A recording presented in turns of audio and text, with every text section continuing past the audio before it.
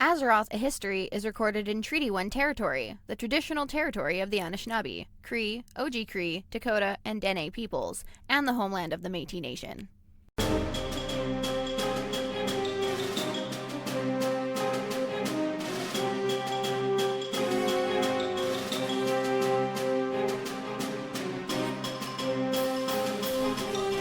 All right.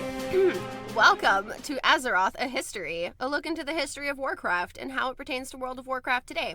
I'm your co-host, Bam Bam Anderson. And I'm your co-host, Wynn Stark, also Senppai, with 2 P's. So, there's a lot that I want to talk to you about that I can't yet until you get some basics about who the dragons are. I need some dragon basics. Yeah. I mean, I feel like I'm not completely dragon ignorant. I read most of the Aragon series. What else has dragons? None of these dragons are I've seen Aragon. most of Game of Thrones. None of these dragons are any of those dragons either. Unfortunately, apparently, I'm not very good at completing dragon things. That's fine. But yeah, so it's time we talk about the dragons. And partly because they keep coming up in discussion, but also because they're pretty important right now. Or at least one in particular is. Very important. Super fancy dragon. Yeah. And he's hot. Oh, sexy dragon. But yeah. So the history of dragons on Azeroth is a little vague. And not a lot of it was necessarily confirmed. But it starts with proto-dragons, which all of the information I could find said that they were descendants from the elementals who weren't actually imprisoned by the Titans. Okay. I don't really understand why. I think they were just like, oh yeah, you guys aren't really doing anything bad, that's fine, you guys can, yeah. And then eventually formed proto-dragons. Evolution. Yeah. And then, yeah, so they gradually turned into flesh and blood creatures while on the planet. And there are still some proto-drakes around, so they haven't all evolved. I guess somewhat similar to like us and chimpanzees and other apes. Sounds like logic. Yeah. But the dragons themselves are sentient. Okay. Proto-dragons, not sentient. Dragons, sentient. Some of the proto-dragons were somewhat intelligent, which we'll get to in a second. Cool. We get to Galakron, he's known as the father of the dragons. Okay. And he was the biggest of the proto dragons. Mm. Yeah, he's really big. Like, I'll have to show you a picture after, but he's big. Does he even lift? Oh, Swole, bro. He lifts everything, and then starts into some cannibalism. Gotta get that protein. Yeah. So at the time, the only other sentient life that was on the planet, at least that I can tell, was the Titan keepers and watchers that the Titans had actually made. Okay. So our lovely Titan forged friends. It's not exactly clear what happened to Galakron, but he kind of went crazy. I'm totally cool with blaming the old gods. How dare! Old gods don't cause crazies. Except for, when they do. Oh, they absolutely do. But yeah, he went a little insane and started eating other proto-dragons, and all of the ones that he kind of like didn't completely devour became undead. I don't entirely know if this is somehow related to like our Lich King undead. So like he completely devoured some and devoured others partially, Yeah. and the partially devoured ones became undead? Yeah. Are they still missing whatever bits of them were eaten? I would assume so. Because, like, I don't remember reading really, that. really hope there's, like, some cartoon-style bite marks just, like, out of some guy, like, shoulder. Got them perfect little teethy marks. Richard Knack didn't go into quite that much detail that I remember. Well, I mean, disappointed Richard Dack. Knack. Whatever. Close enough. But yeah, I mean, I'm definitely like thinking that this was akin to the zombie virus kind of thing. Yeah, okay. Yeah. I mean, I could be wrong about that, but I'm not entirely sure. But yeah. So, and then there were some of these proto-dragons that were actually intelligent. Mm-hmm. And so that actually does come in key right away. Also, when he did devour creatures, it would morph his body, and they would, like, bits of it would become part of his body. So, like, he was growing extra wings that didn't do shit. There was one dragon that partially formed a head near his hip. I mean, like, Super you are creepy. what you eat, right? I should have seen that coming. I mean, one would hope that you'll never see it coming, so I can keep coming up with these zingers on the fly. That's true. Or I could be, like, absolutely prepared for it and not die. No! Watching you die is like half of the joy of this. That's true. Okay.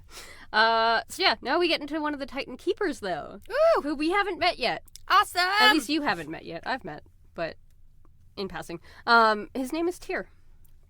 Cool. Yeah, and from what I can tell, he was kind of the head of the Titan Keepers.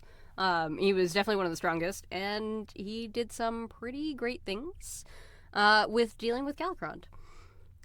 He was keeping an eye on 5 particular proto-dragons, as well as Galakrond, and the 5 that he was keeping an eye on were, like, starting to work to essentially take down Galakrond. So he made himself known to the blue-white proto-dragon named Malagos. Cool. So they're intelligent, but not like our kind of intelligent yet. They're more like, they have basic speech, but not necessarily basic understanding. So Tyr's talking to them at, like, Shakespeare level, and they're like, "Who you?" So, like, Neanderthals. Maybe a little bit more smarter, like a little bit smarter than that. Not by a whole lot, but yeah. Cool. And then so Tyr asked Malagos as well as some of his companions for help. And the Keeper obviously looks very, very different from the dragons. Yeah. Because he's a humanoid. Yeah. Very large humanoid, but he's a humanoid. No wings, Yeah. less scaly, you know. He's also made out of stone. Hot. You know, he's always hard. Fuck. That was good. But Malagos was, like, very, like, hesitant to trust him, which kind of plays into some of their conversations a little bit later. But Tyr finally convinces him to talk to him about Galakrond and, like, how, hey, that's not right what's happening there. Maybe somebody should stop that guy. Yeah. He seems to sure be enjoying growing all those extra demon baby configuration things. You know, like, I don't remember what the book is, but Stephen King definitely wrote a book about a guy who had, like, a tumor thing that had teeth and stuff that was, like, taking over his mind and shit. Oh, that's creepy. I don't know what book that is either. That is not usually my jam. I think it's, like, maybe The Dark Half. Maybe. I I don't know. Someone let us know on Twitter. But Tyr has some really interesting words when he's first talking to Malagos here. Malagos doesn't entirely understand him, but he says to Malagos, we never intended this path. Galakrond should never have journeyed in the direction he did, and we did not prevent it. Now this young world faces annihilation. Oh, So snap. I think maybe the Keepers fucked up a little bit. I don't know what. You know, sometimes you sleep on the job and stuff gets overlooked. Maybe that's the day they all went to go see strippers. But there weren't any strippers yet. You don't know that. Yes, I do. There was no other life on the planet yet, except for, like, there was, like, still some elementals, and then the proto dragons. I mean, then And they then just just the went to go keepers. watch some dragons shed. Hashtag first strippers. There you have it. Dragons are the first strippers of Azeroth.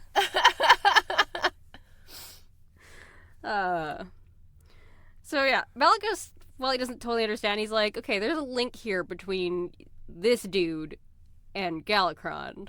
That's probably not a good thing. But I don't know, I don't understand what it is. And nothing's really been confirmed that I've been able to find, but yeah, there's something going on here. Allegedly. Tyr did some bad things, I think. Allegedly. Allegedly, yes. Are you making a Letterkenny joke now? Maybe. Hasn't been confirmed. You gotta say allegedly. There was someone had a joke about an ostrich in a group I'm on and I'm in on Facebook, and all I did was post a GIF from Letterkenny just saying allegedly. Oh, I love it. It made me happy. Right? That's a good show. Yep. Premium Canadian content, eh? You know, the first time I watched it, I was like, man, this is like visiting my dad's hometown. Exactly. And then when it got into later stuff with the natives, I was like, man, this is like visiting my dad's hometown and my mom's hometown. Rural Manitoba. Actually, though. But yeah, so Malagos does eventually agree to work with Tyr. And, Good job. Yep. And Gold star. and he does need to kind of convince some of the other dragons, or proto-dragons. They're still proto-dragons at this point, to help. So Tyr uses an undead proto-dragon to grab the attention of Ysera and Alexstrasza.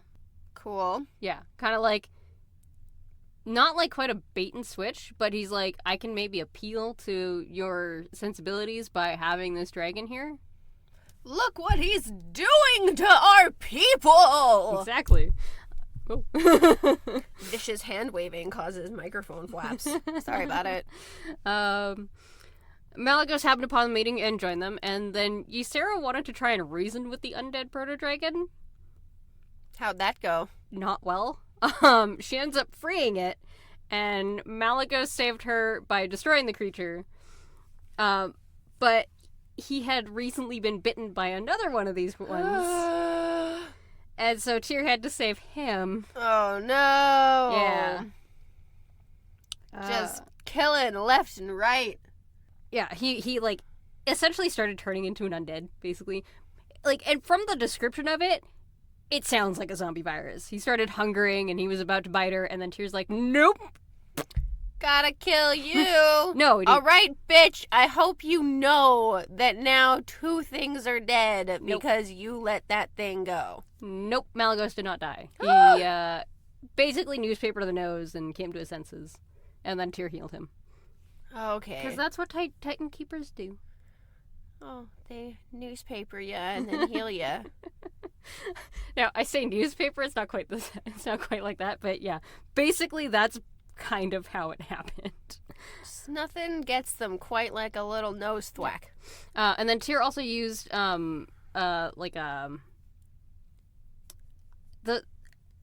it's an octagonal shaped kind of almost disc type thing, and he kind of holds it up to the dragons and it glows. And I think that's what kind of helps heal him. It's called the Spark of Tyr. Cool. And it does come in later. Geometric glowing things are always good. Yeah. Name one single geometric glowing thing that is bad. There you go. Technically the One Ring? And while I agree that circle is technically geometric. A ring isn't? Okay. That's the only thing I could come up with. Right? I feel like circles are like too basic to be geometric. Like they are, but they're also not. It's just like this endless continuous thing. The exciting stuff is when you start getting all them facets. Why are you hating on circles? Circles are fine. the blinks. Circles are just lame, okay? Okay, fine. So yeah, this is when Neltharion and Norstormu join up with the others, and they're being chased by Galakron at the time. So Tyr joins them in battle, and he ends up kind of stunning Galakron long enough for the other proto-dragons to escape. Sweet. Yeah. And then, so later on, they all meet up where Galakron is, like, sleeping in his lair. Cool. And they're like, oh, this is a perfect time to attack. Which it kind of is. So Tyr also holds the Spark of Tyr to Neltharion and it glows the same way it did before. I don't really know what that was doing. I mean, I have guesses, but nothing that I found confirmed what they were doing. Cleansing? Not even cleansing. I mean, like, it definitely helped him heal Malagos when he got bitten, but I don't know. I think that was kind of how he sort of marked the dragons to become aspects and, like, kind of sent that information off to the Titans. Yeah, okay. I did like a little scanny scan. Yeah, I think that's basically what it is. It's like, okay, scan, complete. Scan, complete. That's my best guess. That's how I'd do it. Ysera didn't join the battle right away, but because she hated fighting, which makes sense, is for who she is, especially later on. And she did join a little bit later, though. One big thing that happened, though, was Tyr's hammer and Spark were knocked free from his hands. And he went to go grab the Spark. And Galakron also went to go grab the Spark and chopped Tyr's hand off. Oh, damn. Yeah. I thought it was going to be like a little hand touch, eye contact, swoon. Oh, no. This is Crazy Dragon just ate my hand. And the thing? And the thing, too, yeah. So the thing's inside the crazy dragon? Yes. I mean, And dive in there, Tyr, and cut him from the inside, a la Hercules. It comes actually into importance a little bit later, but that's not what happens with Tyr. Pussy. Poor Tyr. Well, okay, this is a pretty, like, aggressive thing that just happened. Like, this is pretty traumatic. I mean, for me, if something were to bite my hand off, I'd probably pass out too. Whatever. He's made of stone. Who gives? He's still got, like, sentience and psychology. It's not like he's bleeding out or anything. It's true. Okay, but I mean, it's still painful and he's still living. Does stone experience pain? In this case, yes. Or is he just playing it to get out of being, a hero for the moment? No, because he definitely does some really awesome heroic shit later that we can't talk about yet. But it's cool. Okay. But the other proto-dragons end up kind of bringing him to safety while he's unconscious, and his body kind of later disappears. I like just the look of, interesting phrasing of his body and not, like, him. He's not dead. I can tell you that. But he disappears. And we'll get into why in a little bit. Deserter. No. I'll tell you right now. He did get rescued by other Titan Keepers. Yeah. So then, all 5 of the proto-dragons at this point, Ysera, Alexstrasza, Nosdormu, Malagos, and Neltharion, they finally go and bring it into Galakron. What they end up doing, Malagos, who's got, like, kind of ice powers, he freezes a giant boulder into its throat. Yeah. And then they kind of, like, keep knocking it in, and he ends up dying of asphyxiation. It's like...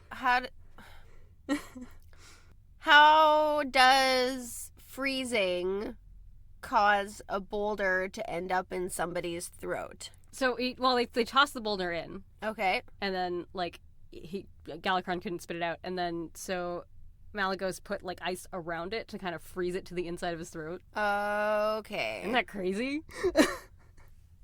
Yeah. That's pretty fucked up. Yeah, a little bit. I mean, he's eating them. He's eating their kin. Like... No, I get it. I just feel like if he couldn't spit out the boulder and it was, like, in him, he was probably going to choke on it eventually anyway. Possibly, but they didn't want to... Wait. Yeah, they didn't want to wait. And quite frankly, I don't blame them. Fair. After the battle, 2 other Titan Keepers approached the 5 dragons. One was female, and I'm going to assume that it's Freya, since she's the only female keeper that we know of. Okay. And the other was another dude. And the dude was not named, and the only reason I'm guessing Freya is because she's the only female. But they weren't actually named in the short stories. They admitted to taking Tyr away so that they could save his life. So there you go. He's not dead. Woo! What a great day to be handless, Tyr. Poor Tyr. wonder if he's gonna get a gold hand. Actually, he gets a silver hand. But we'll talk more about him in another episode, because that's where he kind of ends with the dragons for now. I mean, yeah, dragon bit his hands off, and he's like, "Peace, motherfuckers, I'm out. No, it's that he's busy doing other stuff. I'm gonna make it look like I'm busy. Peace, motherfuckers, I'm out." He is legitimately busy with other stuff. I mean, you can be busy legitimately with other stuff because you want a peace, motherfucker, I'm out of another place, you know? Like, those things can go hand in hand. That's true. That's true. But yeah. So they gave the 5 proto-dragons the choice to become aspects. So 5 things that the world needs to protect it and everything else. And then they're joined by another 2 keepers to actually transform the proto-dragons. And it's done with the Titan powers. So the Titans are actually, like, being channeled through the keepers to empower. Fancy. Yeah. So all 5 of the dragons, their colors became more vibrant as they were transformed. Alexstrasza was originally kind of like an orangey red, and she became just red. And she's chosen by Eonar to be the Lifebinder, and tasked to safeguard all living creatures on Azeroth. Aww. Yeah. She does a fucking shitty-ass job. You know, I can't deny that. Damn. Malagos became the Spellweaver, becoming more blue, chosen by Norgannon to be the Guardian of Magic. Cool. Which, quite frankly, he also did a bad job, if we're going to be honest. Right? You know why? Because they're proto-dragons and dumb. Oh, no. This actually made them much more intelligent. Clearly. Like, this transformation made them much more intelligent. Ysera became the Dreamer, chosen also by Eonar to watch over the wilds and over her own realm, the Emerald Dream. And she's, of course, a green dragon. Yeah. You got the eyebrow raised there. Eyebrow wiggles. Blink, blink. Nosdormu became the Timeless One, chosen by Aman'Thul to guard time and police the pathways of fate and destiny. And his scales, his brown scales became bronze. Ooh. Yeah. And Neltharion, originally charcoal, becoming black, became the Earth Warder, chosen by Khaz'goroth, and given dominion over Earth and deep places of the world. Hades boy. Yeah.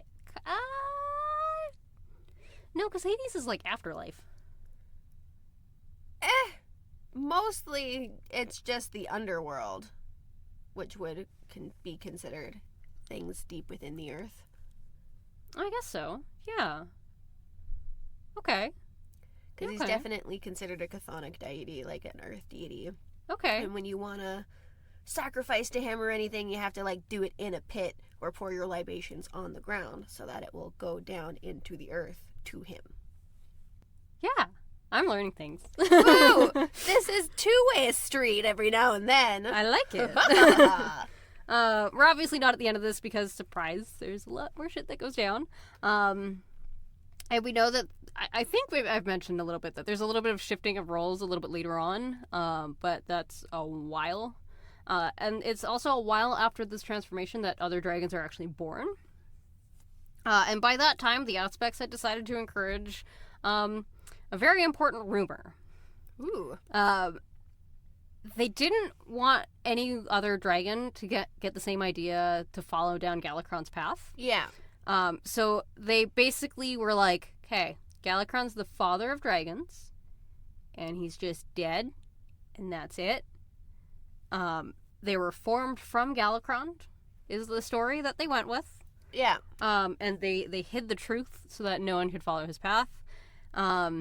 And there was no way to really disprove it because he's just a big pile of bones out in the snow. He didn't have extra bones from his extra wings and stuff. No extra skull near his hip from that face thing. I don't think there were actually any extra bones. I think they might have removed, like, the extra stuff and just made it look like a regular dragon. That's some sophisticated knowledge of dragon bones. I mean, they are dragons. And at this point, they're also intelligent. I mean, all right, I guess if they're intelligent now, it's going to be like, do you think the average fucking Joe could, like, look at a pile of bones and be like, this one here is an extra? I mean, I could probably look at a skeleton and be like, hey, that skull doesn't go there. and then move it. I mean, the body just decomposed perfectly in place, no movement whatsoever, just perfect stasis. Well, it's like out in the tundra, so kind of, sort of, yeah. Wind? His bones were so massive that the wind couldn't break it down. At least not that quickly, anyway. They're still there in game. He big boy. Cool. We actually fight on basically under his skeleton at some point. It's pretty Metal. neat. Yeah. Yeah, so with the gifts of the aspects, some saw it as less of a gift and more of a curse. Key to that is Neltharion. Specifically, he felt the weight of every rock and stone of Azeroth pressed down on him.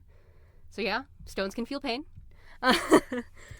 And he saw it as like a life of eternal torment, which is pretty bad. But at the same time, that weight was also his to command. So it's like, yeah, you win some, you lose some. I could use essentially all of this to fight somebody else with, so it's pretty neat.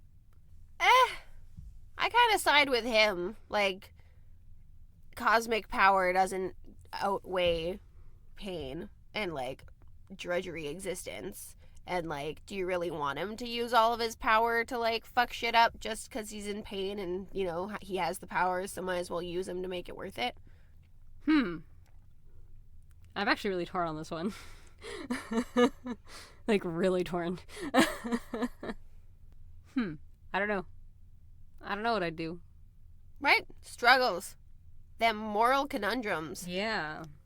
Anyways, by the time of the War of the Ancients, they had all kind of kept to themselves with their own duties, but they did join up against the Burning Legion with the Kaldori. Mm-hmm. In that time between that, something kind of insidious started taking place. For at least one of the dragons. After the Pantheon had kind of like just put the old gods in prison, they were still like deep within the earth, and they were able to influence Azeroth a lot. Oh my. Yeah. And most notably, N'Zoth, who we're dealing with right now. Mm-hmm. I mean, technically he's already dealt with. I haven't killed him in raid yet, but he's around. He started driving Neltharion crazy. And, like, I mean, like, absolute batshit crazy. Yeah. They fed a belief in him that the Titans only saw Azeroth as an experiment, and basically tricked him into being like, yeah, we're the only ones that can free you from this burden. Follow us. Oh, no. Yeah. Lies. So, the dragons kind of meet up before they actually fly off to Zinashari. Neltharion convinced the rest of the aspects to lend some of their power to create an artifact to help them destroy the Legion. Except that he was kind of sneaky here. He did some sleight of claw. Ha! Jesus. Yes, I wrote that joke. He was the only one not to give his powers to it, and therefore he was not susceptible to it later on. Okay. And this became the secret weapon that I think I've mentioned in the past, called the Dragon Soul. Oh, yeah. When we finally go to join the elves, Nozdormu didn't join them, but he sent a consort in his place, as well as the rest of his dragonflight. And while there, Neltharion unleashed the powers of the disc against the Legion.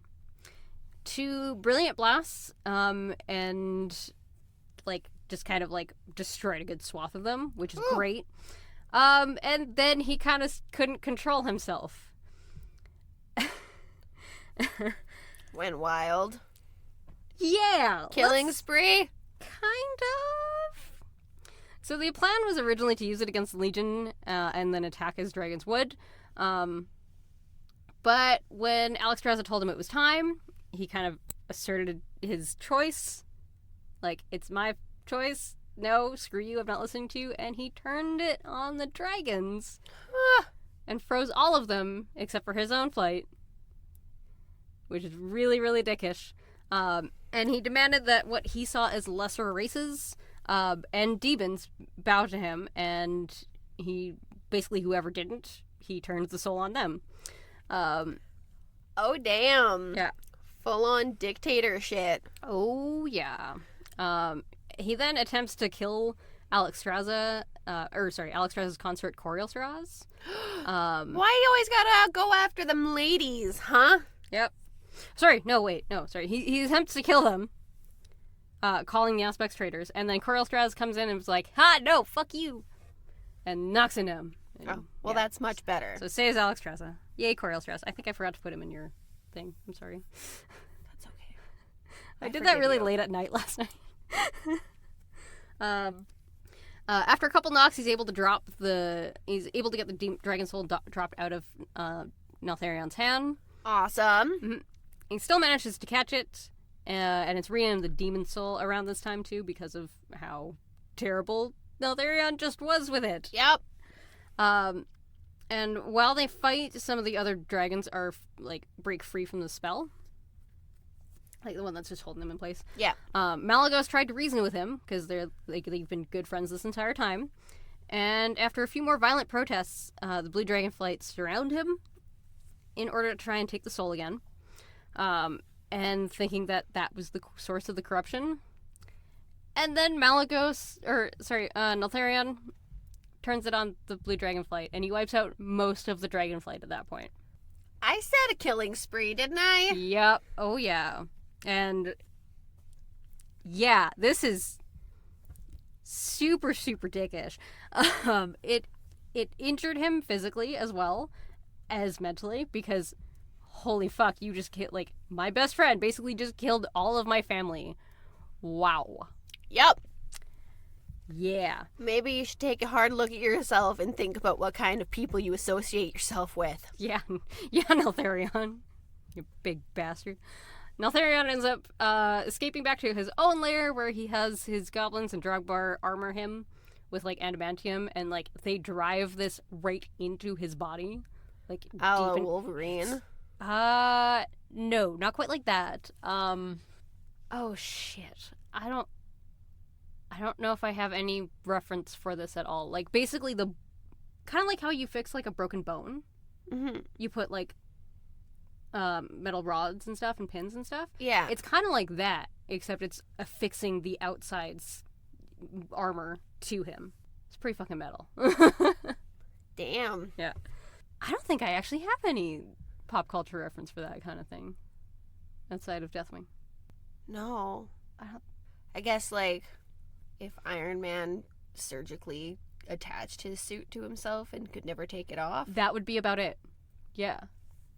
Yeah, that would actually be the closest thing, but obviously we know that Iron Man doesn't do that. Because he's a little bitch! Are we gonna have to have a Tony Stark fight here? I said what I said. I forgot my necklace. Okay, so part of the other sort of reason for this armor is it kind of holds his body together too, because the demon soul is actually kind of ripping it apart. Yeah. Cool. Super metal, but yeah. And then this is when Neltharion finally takes up the mantle of Deathwing, the Destroyer. There's kind of a hint of old god corruption in every black dragon at this point, since they're all susceptible. Why it gotta be black? Because of their connection to the earth.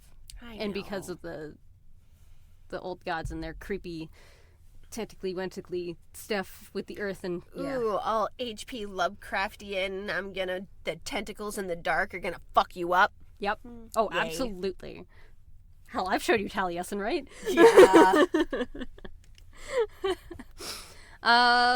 So after the demon soul was used to send the Legion back to wherever they came from, Nosdormu hid it far in the future underneath some other mountains, placing a spell on it with the other aspects so that basically they could find it, but Deathwing couldn't.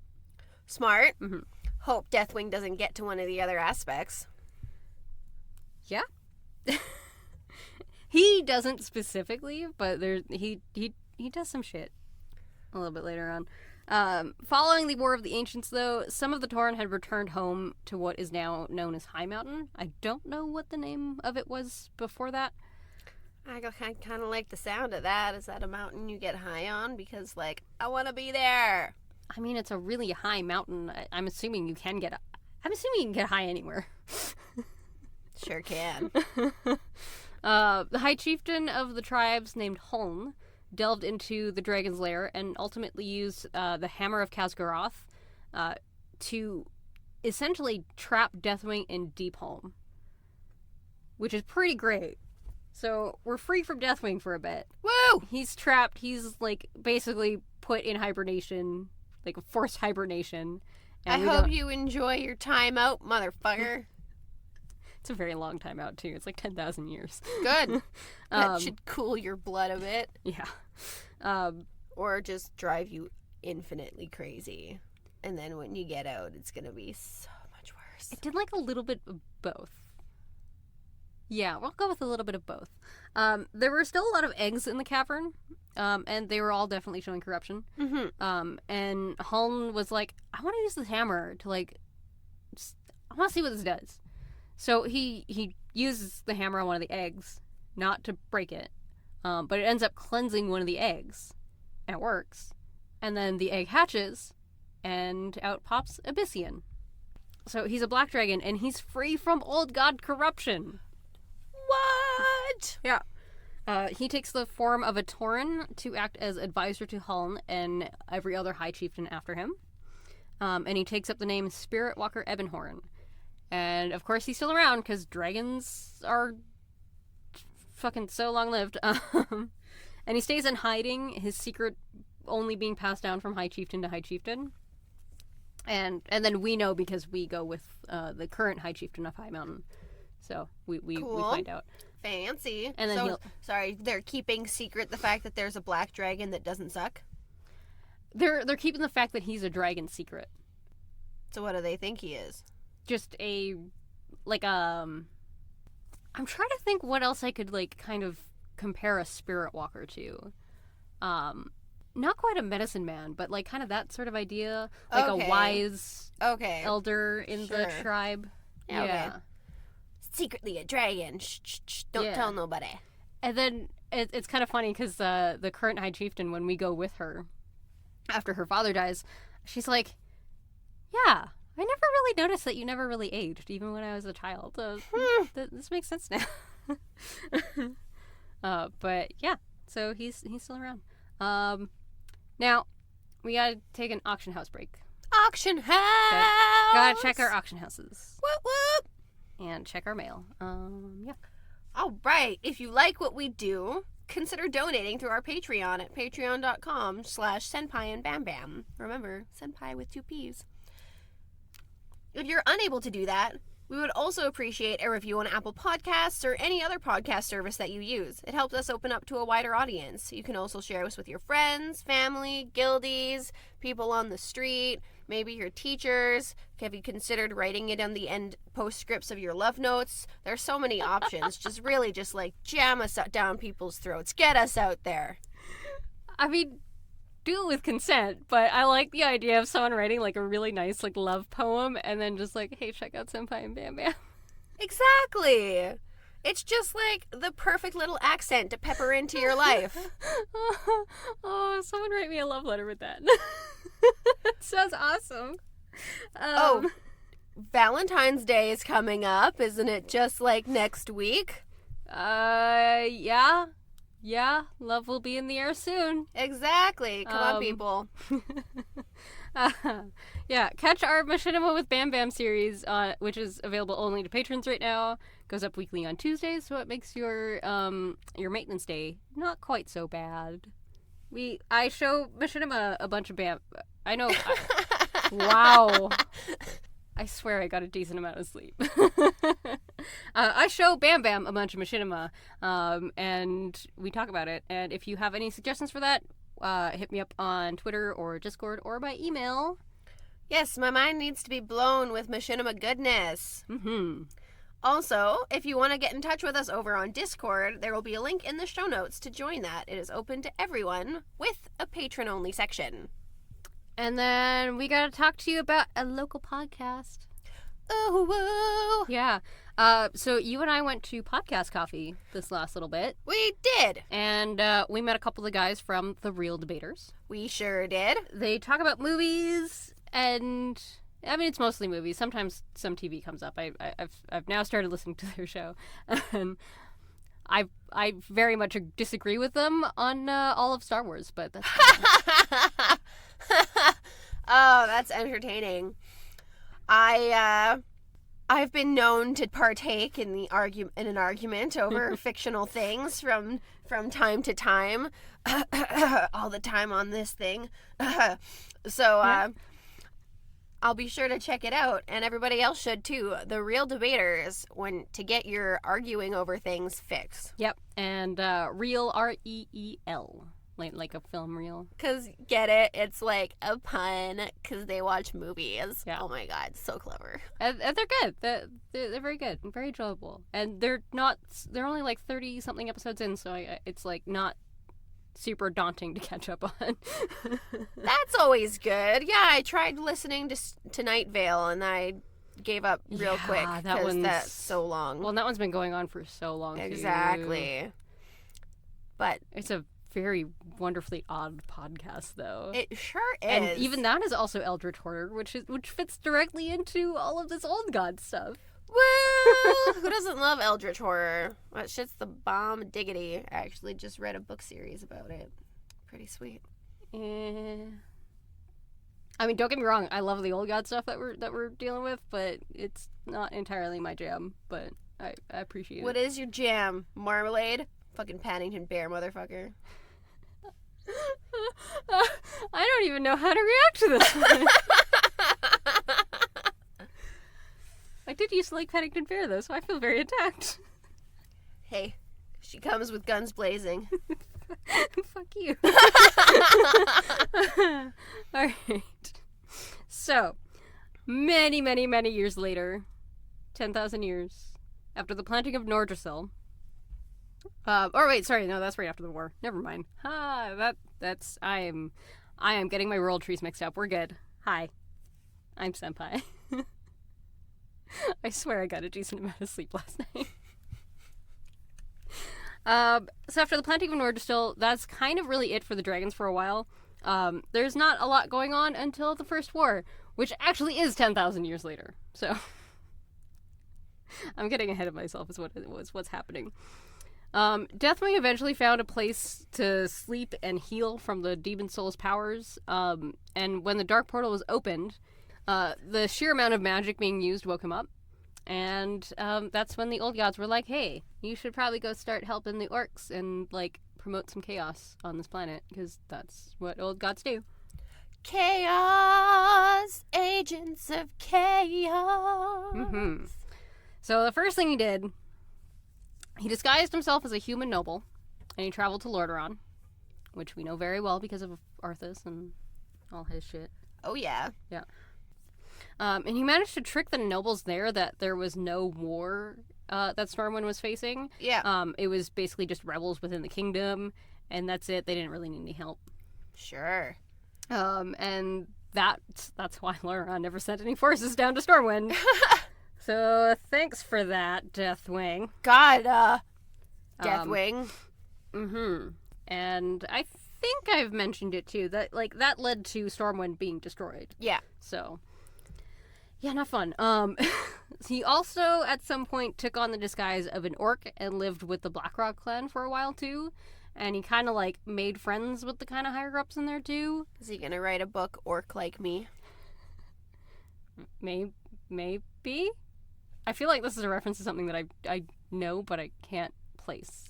Oh, I think it was in the early 90s or something, this guy did blackface and lived existed in a black neighborhood to fully experience the differences in the realities of white privilege, and then wrote a book, Black Like Me. That's interesting. I want to go find that now. That's interesting. So he self-inserted himself into the good graces of a few people. Ed was basically his goal with the orcs was to try and make them vulnerable to the old gods. Well, yeah, I'm just gonna infiltrate and then turn everybody to my own culty religion, because why not? Yeah. God, the old gods are so creepy. They're just a little insidious. Mm-hmm. I mean, a little is kind of an understatement, but that's fine. After the First War, though, the orcs were quite weakened. there were still a decent number of human kingdoms that had banded together, or that could band together, so it could mean that, like, essentially the destruction of the rest of the orcs. Uh-oh. But there was a hidden artifact somewhere, and Deathwing knew about it. But he couldn't quite exactly find where it was. So, one of the orc chieftains, Zulu, had the whacked of the Dragonmaw clan. He started getting some visions. Set by Deathwing. So, like, are we sending visions a la Voldemort, or are we sending visions in, like, more of a sensual kind of way? Definitely not sensual. Dang it. I would say I love Voldemort. Yeah. I'm just gonna tease you with where the thing is. Go find it. Go find it. It wasn't quite like that yet. So the Dragonmaw clan, they used to ride on top of Rylax, which are kind of like chimera. They're like two-headed, sort of almost lion-esque creatures. Hot. Yeah. But they don't have those on Azeroth, so all of the Dragonmaw clan is stuck walking everywhere on their own two legs. Aww. That's a tragedy. Shucks-a-rooney. So the first visions were of flying in the skies atop fearsome creatures, and those creatures being dragons on Azeroth. Yeah. And then eventually he coaxed the orc to go and find the dragon soul. Oh, yeah. Yeah. And then Zulu had defeated the dragon that was standing watch over the artifact. And then eventually used it to enslave Alexstrasza and the rest of the Red Dragonflight. Well, yeah, of course. That's the logical next step. Yep. And, like, kind of force her into, like, breeding more dragons for them. Yeah, it was awful. Like, super creepy and super wrong on so many levels. Man. And it would also lead to many deaths in the Alliance, including Derek Pradmore, actually. Oh. Yeah. Jeez. Yeah. Eventually, Nosdormu, Malygos, and Ysera would help Alexstrasza's mate, Corialstraz, again, in freeing her, along with the human mage, Ronan, and they destroyed the demon soul, finally. Good. Fuck that thing. Yeah. Get it out of my face. It also released the powers back to the aspects, so, like, all the powers that they had put into it, yeah, they got back again. Well, that's exciting. And they drove Deathwing back into hiding. Good. Bye. Now, there's one thing that I'm not entirely sure how it fits into the timeline, and I think this was when he first went to Lordaeron. But there's a noble by the name of Lord de Val Prestor. Okay. And he has a family. Good for him. I can't remember the one's name, but his daughter is Katrana. Cool. Yeah. So he travels to Lordaeron just with his family, like no servants, anything like that. Just them. How quaint. Rustic. Now the thing is about de Val Prestor, we know that it's Deathwing. Oh. Yeah, so I'm thinking that's who he first disguised himself as when he went to Lordaeron the first time. Yeah. Yeah. But yeah, he made good friends with King Tyrannus. Whoopsie. Yeah. And then, so the kingdom of Alterac, the lord there, Aiden Perinold, he was kind of being a little shit. Yeah. Kind of going a little crazy. And he also betrayed the Alliance by feeding some information to the Orcish Horde. Oh, man. Like, oh, that's great. Good Come on, job. bro. Please don't. Zip your lips, motherfucker. Mm-hmm. And then, so Prestar ended up convincing Tyrannus, both with regular words and some magical coercion, because, you know, you gotta do that, basically to remove Perinold and then give the kingdom to Prestor, which he does. Sweet. He also gives him his daughter's hand in marriage. Oh, snap. I hadn't mentioned her before. Oh, gosh. Arthas has a sister. What? Had a sister, Calia Menethil. What? Yeah. Yeah. Oh, I can't wait to talk to you about her. Confusion face. Yeah. But we can't talk about her yet. But I needed to, like, place that seed. Things are gonna go down.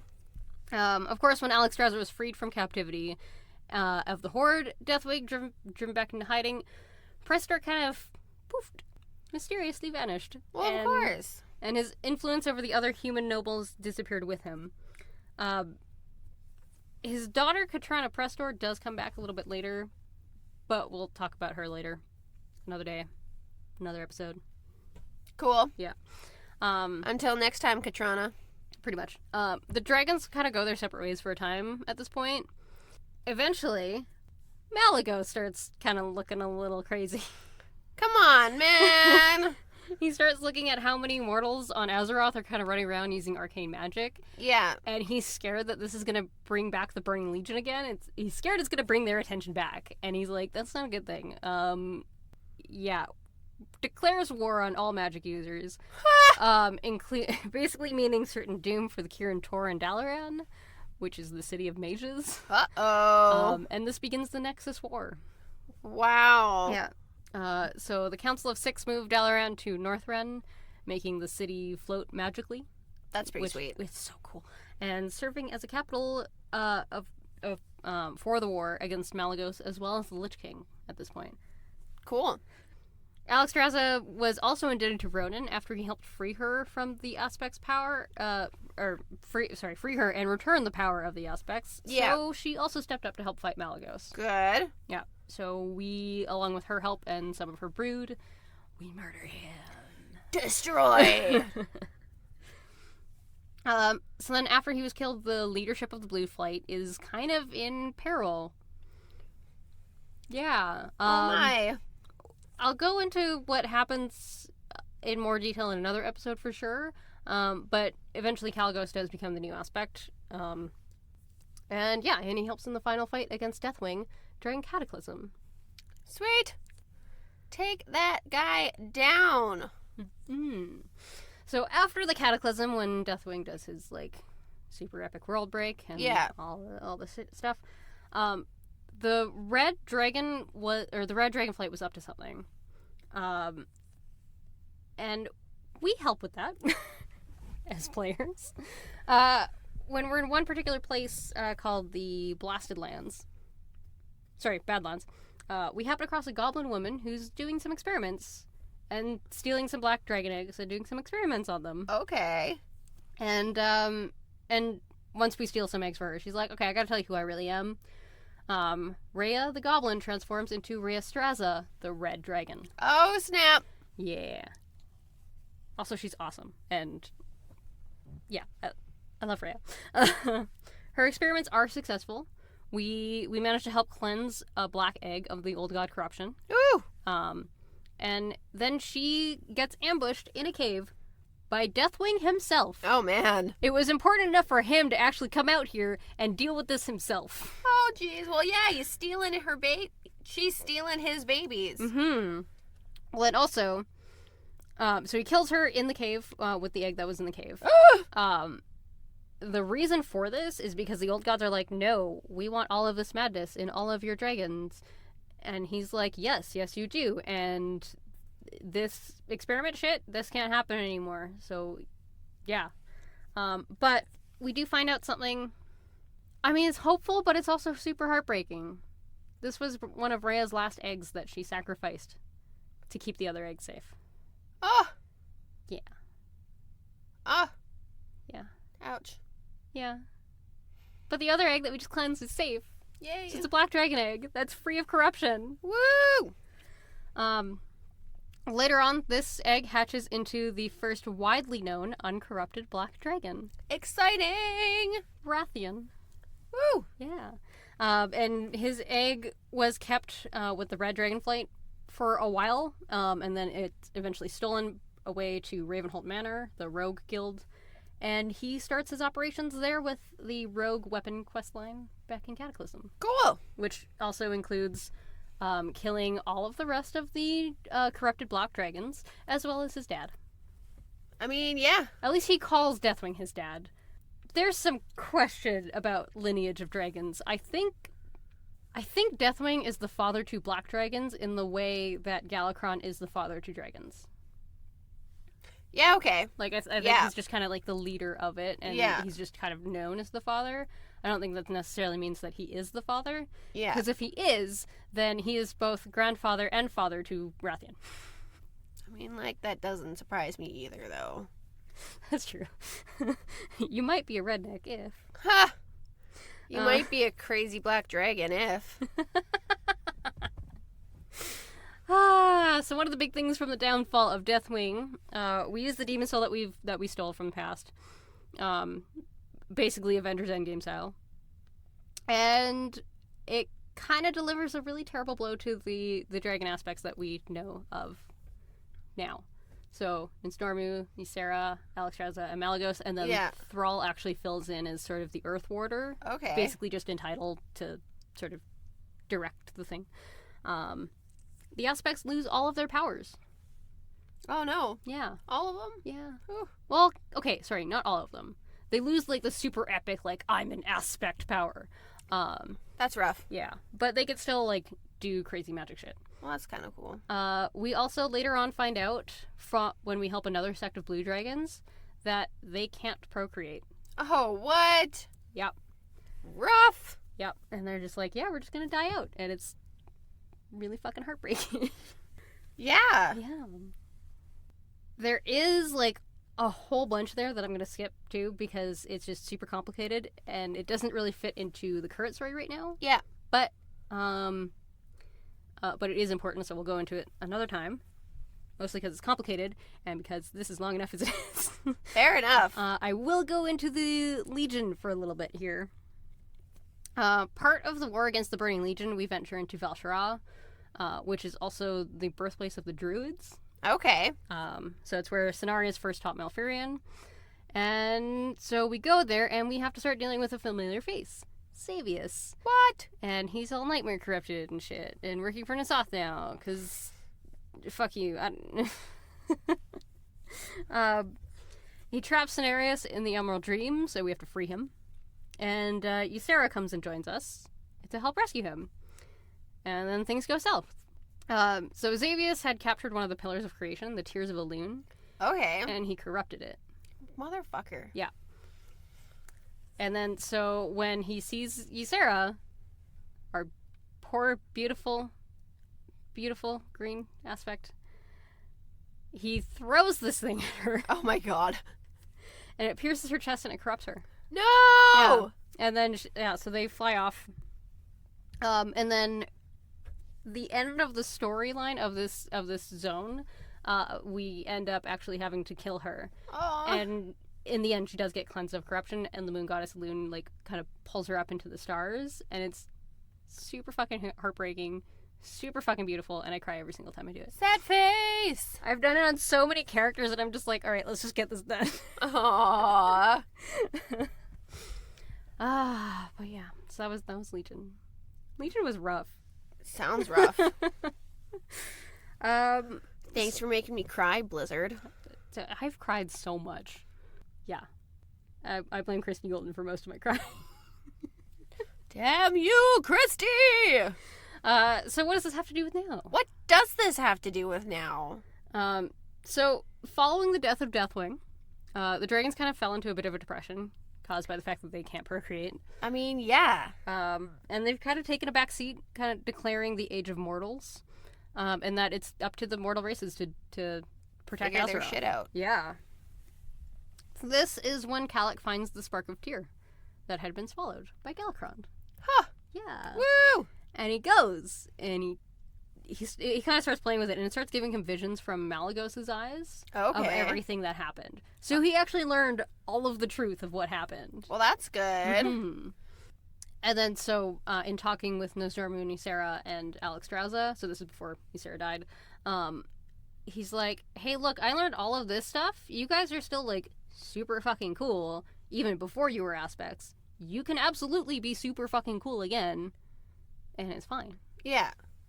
Good on ya. Yeah, so... Stop being such a depressed little bitch. I mean, they still can't procreate, which is still sad, but... That just sounds like a lot of worry-free fucking. Mm-hmm. And that's the last we see of Nosdormu for a little bit. We're gonna have to go into him on a full episode, I think, at some point, but yeah. And Ysera, in the wake of Ysera's death, her children have kind of stepped up to start leading the Green Dragonflight, but it's still kind of up in the air of the kind of who's sort of taking over fully. Yeah. Alexstrasza is obviously still around, as is Calic, and we met Abyssian, or Ebonhorn, in High Mountain, so he joins us too. And Rathian, I need another episode for too. We'll get to ya. Oh, next time actually. Oh, snap. In our quest to save the planet, though, we've been given the Heart of Azeroth, but that's not enough to fight the old god corruption that we're dealing with now. And so we're given essences as part of this. And the first one of these, like, they all come from different sources, but one of them is dragons. Sweet. Yeah, so the first one we actually go to, we go visit our good friend Ubbenhorn. Cool. And Sup, dude? And then we go into Neltharin's lair, and there's some earth elementals from Deepholm in there that are kind of like taking over. They're like, yeah, this is our place now. Fuck you. And so we have to prove our worth, and then we're finally gifted the scale at the end. And then that becomes part of our Heart of Azeroth and part of our kind of like extra superpowers that we use to fight. Sweet. Yeah.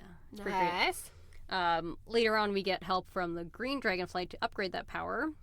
In which we help the Emerald Dream again and stave off some void corruption. Again, in the Emerald Dream. Why it's there, I don't know anymore. Actually, I have an inkling, but I can't get into it yet.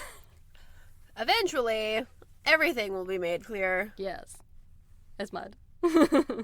Once again, Kalik asks for some help as Alexstrasza is in trouble. So the home of the Red Dragonflight is under attack from Void forces as well. Oh, shit. And so we help fight them off, and she helps us upgrade our instance once again with her own scale. That's good. And then the very last upgrade to this is from the Blue Dragonflight. I don't know if this is, like, one of Malygos' scales from before he died. Yeah. Or if it's, like, from Kaligos because he was raised to the power of aspect. Yeah.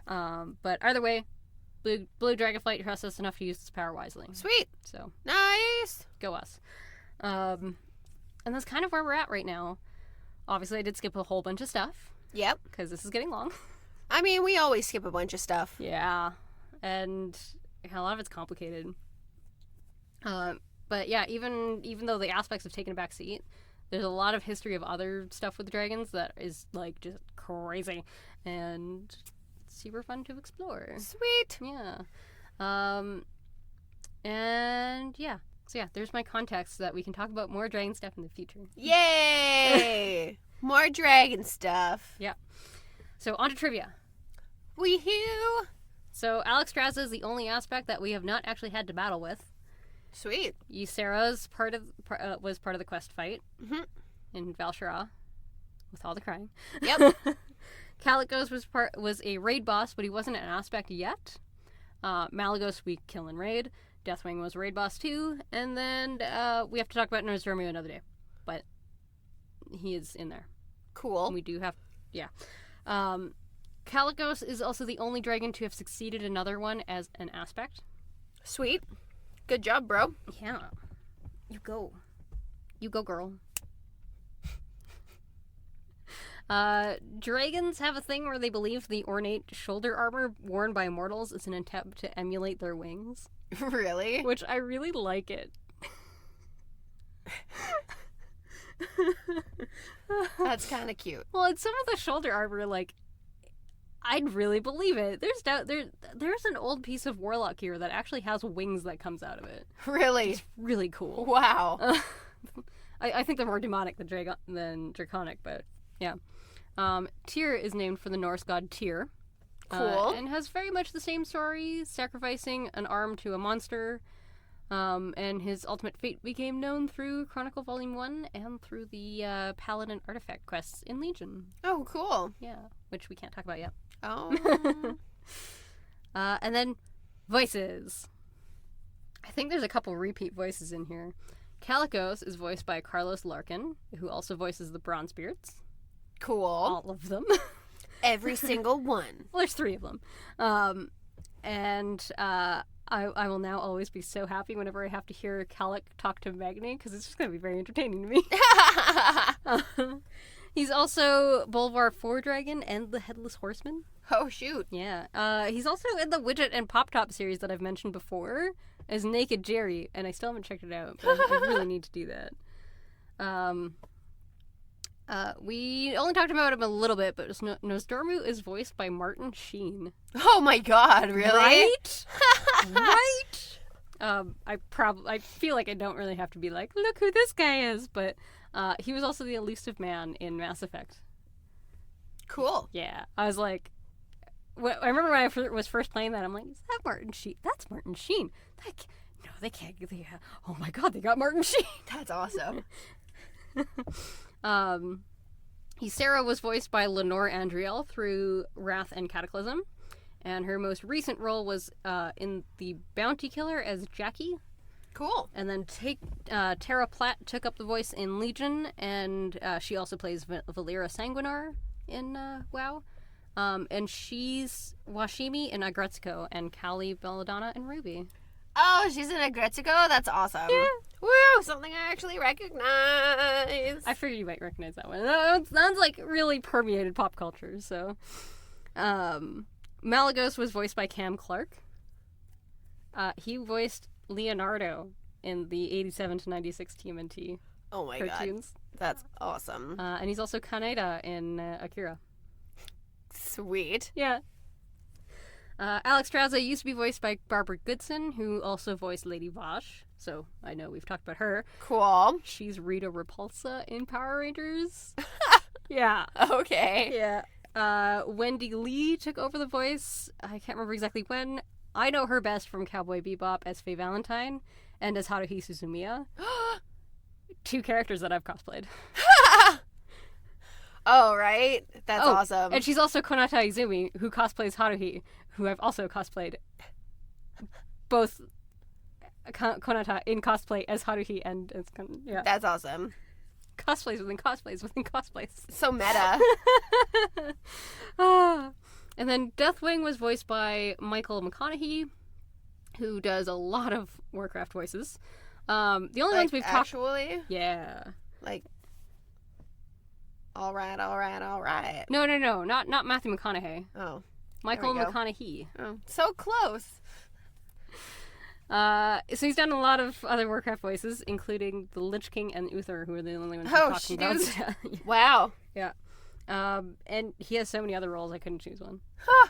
Fair. He's got so many. Good job, bruh. Yeah. Keeping busy. Making bank. Yeah. But yeah, so that's where we are today. Woohoo! I can't wait till next time. Oh. Wait. Sorry, one thing before we do our sign off.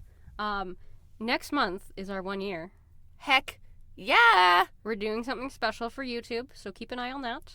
Whoop whoop! And that's gonna be for everybody. Not just patrons, yo. Yeah. So yeah, keep an eye on that. Yay! I don't want to give away the secret, but yeah. All right. We would like to thank the Winnipeg Public Library. We record at the Millennium Library in their beautiful Idea Mill Makerspace. Our intro and outro music is by Kevin MacLeod, and you can find all of his work on his website, incompetech.com. You'd think I'd remember that after this many episodes. Oh, never. I need to read every single time. Our wonderful artwork is by our good friend Ben Hoffer. His Instagram is Scorpiosoka7. SCORPIUSOKA7. If you would like to check out more of his work. And he's opening up commissions at some point, so follow him for more info about that. Yep, and he confirmed that to me on he was on our New Year's episode of Creative Conundrums. Oh, how exciting. Yeah, that was fun. Yay! Yes, his work is pretty incredible. I follow him on Instagram, and like the models and stuff are just crazy. Oh yeah, and all the sculpting work he's got Right? into it. Oh, it's so cool. Yeah, impressive. Yeah. And yeah, I had to go visit him to fix my printer, and his house is so full of figures, like all of the Ruby ones, all of he does so much wonderful work. So please go give him your love. Do it. But yeah, that's our show. I'm Senppai, I'm Bam Bam. and we'll notice you next time. Bye.